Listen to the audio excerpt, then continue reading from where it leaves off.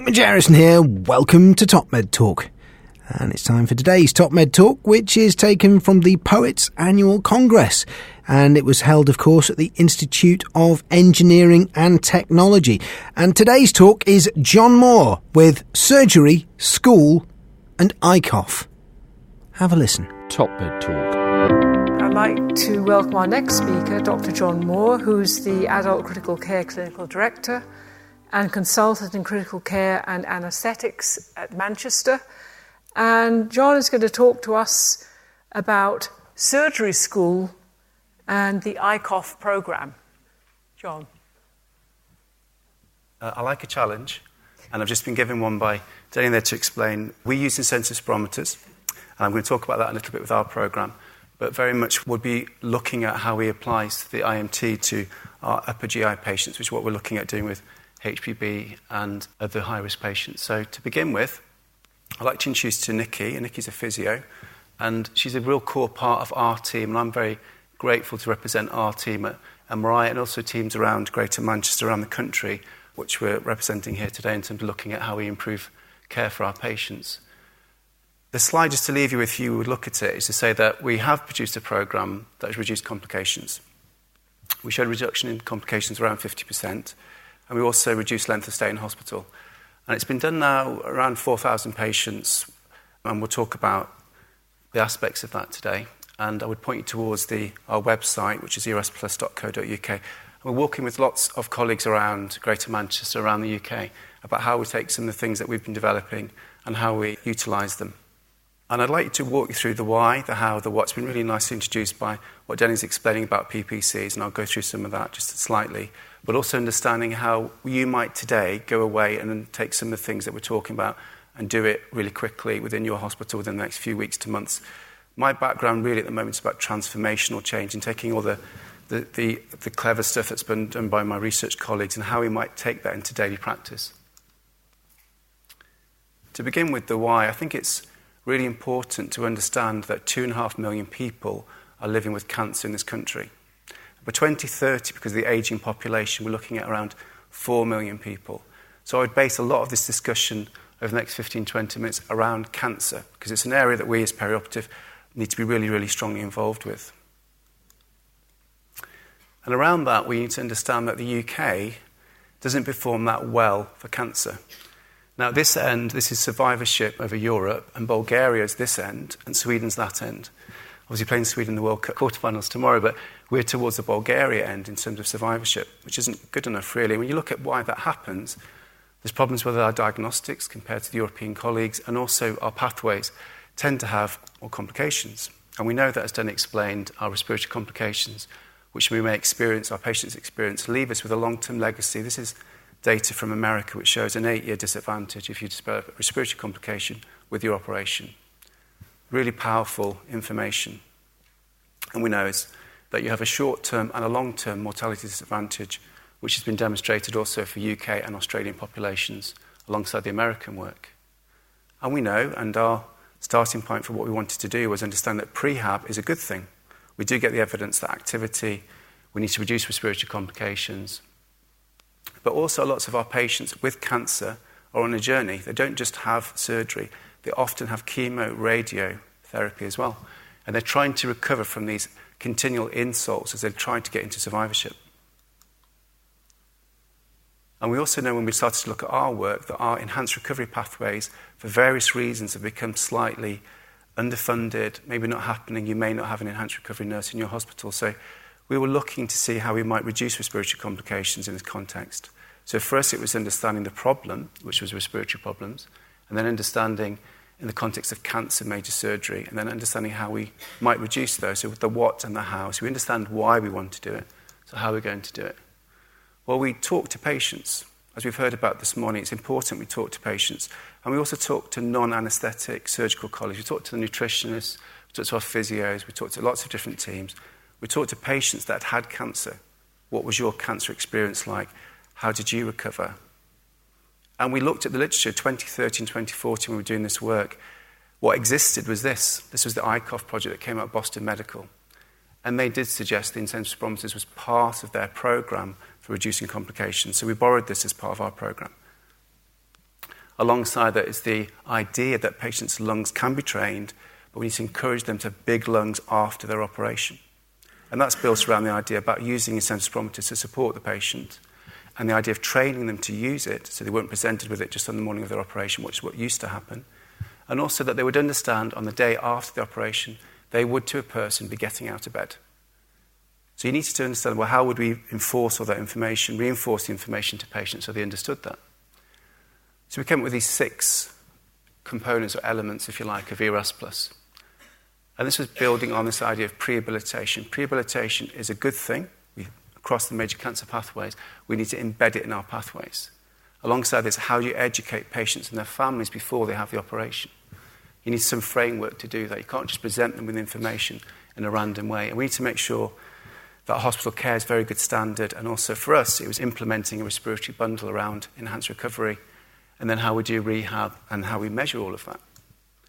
Now, this rings very well with what the colleges are doing, because they're saying, and we're saying across digital and across the NHS, that patients should be empowered. It's a big word in the NHS, patient empowerment.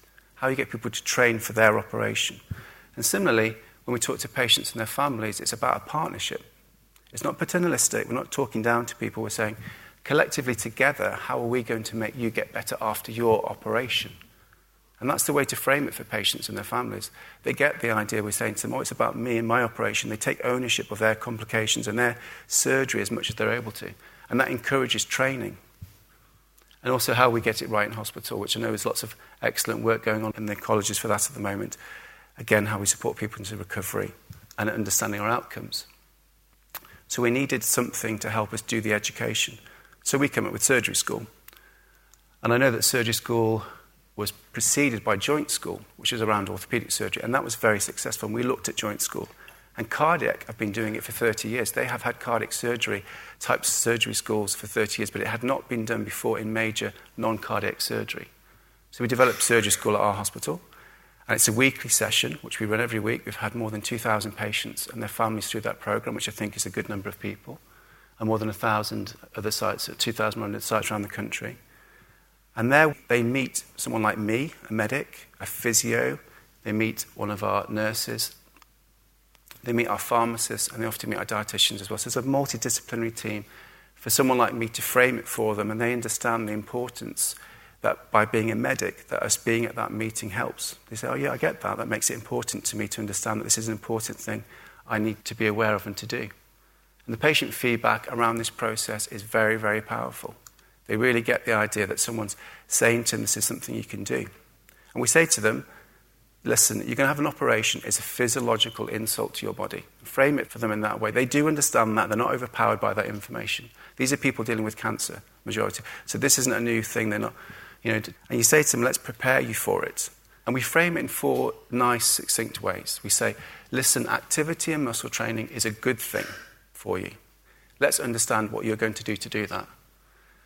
We talk about chest training, which we'll come on to in a wee second, using the ICOF stuff. We talk about nutrition. And we say to patients who are about to have cancer, know your weight, don't lose weight before surgery, because cancer patients are being told in our hospitals to lose weight before their surgery, which is absolutely crazy, but they are getting told that. And also watch your weight after your operation, because patients will commonly lose weight after surgery when they've gone home for those first few weeks. And we talk to them about this stuff. Family and friends is a big thing. The psychological support that patients get from their families is massive. So we invite the family to see surgery school, and we say, listen, we want to talk to you as well as the patient, because we want you to be the coach that says to them, listen, I want you to do all this other stuff that was really, really important. And they really get that. And we talk to them about smoking and alcohol. And we're framing smoking as a disease. It is a disease because most of people start smoking in childhood. So to say it's not a disease, we need to approach it in that way, and we need to give them pharmacological assistance to stop smoking. And that's what we're doing with the CURE programme in Greater Manchester. We talk about alcohol, we talk about anaemia, those things for patients. And they hear from our physios and our nurses. We talk about pain. We say, listen, you're going to have some pain at some stage after your operation, because some people still think they will have no pain after major surgery. So we say we're going to look after your pain, tell us about it. We have a conversation with them about those things. We talk about activity and muscle strengthening in a way that people can understand and what they like to do, which we'll come and talk about in a few minutes. But we decided to say to them, from today, go away and start exercising and be active. 10-minute blocks each, 2 to 3 a day. That's what you need to be doing before your operation. And we talk about chest training. Chest problems are common. We explain to them that chest problems are common and what might happen to them after the operation. And we use this at the moment as our package for that. And we explain to people, you're going to get out of bed after your operation. You're going to brush your teeth. Really important thing, brush your teeth before you go downstairs and have your operation. In the morning, use mouthwash a week before and a week after your operation. All these things. And then we show them around our HDU as well, because we say it's important you come and see what's happening, and they see other patients that have had surgery doing exactly what these guys are doing in terms of what we say to them. And we get them out of bed, and we get them to brush their teeth, and we do all these other things, and we get them to use a sensorymeter. And we get people to measure it. We mobilise people, and we prescribe it. We say you should mobilise patients. Right, and we prescribe it, and we say you should brush your teeth. And if I would say to anyone, if they go back to their own hospital, say, do we brush our teeth all the time in hospital? Your hospitals don't, because when we've measured it, it's usually 20 to 25% of the time people brush their teeth twice a day in hospital, because it doesn't fit in with the nursing regime. In the evening time, nurses don't do that as part of their night round. And we talk about recovery, because the surgeons often don't tell patients what they need to do after they've had their operation. So we're trying to fill those gaps and talk about how people get better after the operation. And we showed a reduction in respiratory complications after surgery. Absolutely quality improvement all over the place. It's not an RCT, but over 3 years we reduced problems with a length of stay reduction. That's led on to some health foundation support. So they're giving us a scaling up project, innovation over 2 years in Greater Manchester, where we are now, trying to spread this idea. And that will be the test of the pudding, really, in terms of what we can do across these sister hospitals. But we've opened it up. And we've had more than 30 other hospitals come to see us in Manchester and say, well, how do you do surgery school? Which bits do ring true with us as a hospital? We would like to do something like that. And one of my colleagues, Danny, had the nice job of visiting Australia to talk about surgery school, and they're now running it in Melbourne. As Danny mentioned, there is something in this, because they've shown in Australia, in a randomised control trial, 50% reduction in respiratory complications by a physio talking to patients before their operation in a surgery school type way. And there's something, and what they talked to them about was the lip smack stuff in terms of their respiratory breathing, how they take deep breaths, all those sorts of things together. So there really is something in how we approach patients before their operation. So if I was going to do surgery school, well, what do I need? Well, you need interested people. And you ideally need a surgeon alongside these guys, but you need your nurses, physios, dietitians. You need consultant time that needs to be fed in from somewhere. You need admin support to help you funnel those patients into your pathway, because otherwise it's extremely difficult. And ideally, you need this person, an enhanced recovery nurse, or someone that can be badged as such, because someone needs to make sure this stuff happens afterwards. And you probably need some sort of business case to make some elements of this work, and we can help you with all of those things. And you need to measure what you do. Because if you don't measure it, you can't say to yourself, well, actually, that did work. And that's part of your business case, is measuring your own outcomes. And I would suggest PQIP is a really good starting point for that. We've developed a website, as I mentioned, and all the resources are on that for you, if you'd like to look at them. And they walk you through all the different elements of that in terms of the things that you might use, how you might support patients. And colleagues around St George's and Bristol, what they're doing is they're looking and they say, we like some of it, but we're going to make it our thing. We'll take bits out of it, which is exactly what it's for, alongside all the other work that's happening around the UK. It should be, all these resources are free for people to use. Last few minutes, I would just encourage you to look around your hospital and come outside of your hospital. The big jump that I made was contacting the leisure providers in Manchester and Macmillan. And these guys are waiting to be contacted by you. How do you get hundreds to thousands of patients physically fit and recovering after major surgery? I think you have to take it to these guys, alongside our support for the high-risk people. But these are the social leisure providers can work with us. And we're working with colleagues across Greater Manchester to have packages set up for people before and after surgery. Because that's where we want them to go. But also patients need choice. They don't all want to go to the gym. Some of them like the idea, particularly the high-risk patients, of having a hospital-supported programme. Some of them like voluntary support, like walking groups. Some of them like to do it in their own home with a phone call. And that's what we're working at. Can we sort out someone with a bicycle which you can get for £70 with a weekly phone call from your leisure provider? Doing it at scale and at lower cost. And our website suggests that to patients. Get active where you live, not where the hospital is. So if I live in Wigan, I don't want to come down to South Manchester. I want to get fit in Wigan. And that's what we should be trying to do for patients. So work with your local resources, your primary care, your leisure providers. Now, these are a really, really good group of people to work with Macmillan. There's 10,000 people who are funded by Macmillan that work in healthcare. Now, we came to know about Macmillan. Surgeons know about Macmillan. They know how to work with them to get transformational money. So if you're trying to do a transformational perioperative project, I would suggest you talk to your local Macmillan team. They have funds that you can apply to. And they'll be the people that you can talk to about this thing. I'm not sure if you've heard of this before. It's called the recovery package. And this is how Macmillan sees cancer care. They talk about health and needs assessment before someone has treatment. And what we're saying to our colleagues in GM Macmillan, well, talk about activity, nutrition and well-being. Similarly, after your operation, care review, activity, nutrition and well-being. Let's get all of the systems saying the same stuff. And they run something called a health and well-being event, which traditionally it's 6 to 12 months after your operation.